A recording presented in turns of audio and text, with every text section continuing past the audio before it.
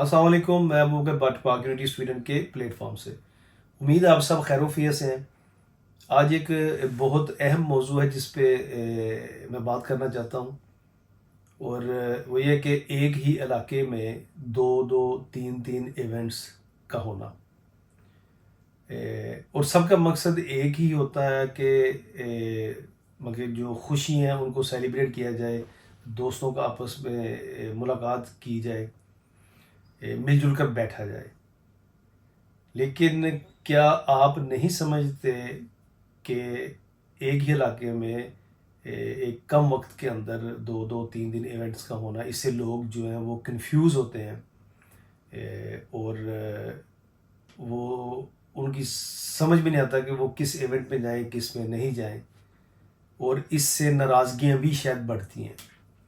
यकीनन आप सबका हक है, आप उसे कर सकते हैं जैसे चाहें। लेकिन मेरे ख्याल से थोड़ा सा इस पर गौर करना चाहिए कि अगर ऑलरेडी एक हो रहा है एक इवेंट, तो उसमें आप बेहतर है कि उसको हेल्प कर सकें उस इवेंट को। अगर आप नहीं करना चाहते किसी वजह से, तो उसको कुछ वक्त के बाद आप प्लान कर सकते हैं। मकसद ये है कि इसमें नाराज़गियाँ कम हो, जो कम्युनिटी वो आपस में डिवाइड नहीं हो। और ये इस बात को करना इसलिए ज़रूरी था कि कुछ दिन पहले मेरे इल्म में आया कि इस तरह कुछ शायद मज़ीद इवेंट्स एक इलाके में होने जा रहे हैं, जिससे थोड़ी सी नाराज़गियाँ बढ़ सकती हैं। तो हम चूँकि हिस्सा हैं पाक यूनिटी स्वीडन का, तो यूनिटी की बात करते हैं, और हमेशा इस हक में है कि हमें मिलजुल कर एक दूसरे के एहतराम के अंदर बर्दाश्त करना चाहिए बातों को।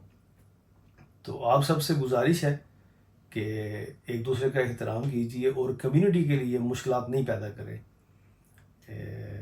और इससे ये है कि हम ज़्यादा अच्छे तरीके से एक मजबूती के साथ ज़्यादा लोगों के साथ उस इवेंट को या उस तकरीब को हम मिलजुल कर ज़्यादा इंजॉय कर सकते हैं, और उससे ज़्यादा फ़ायदा हासिल कर सकते हैं।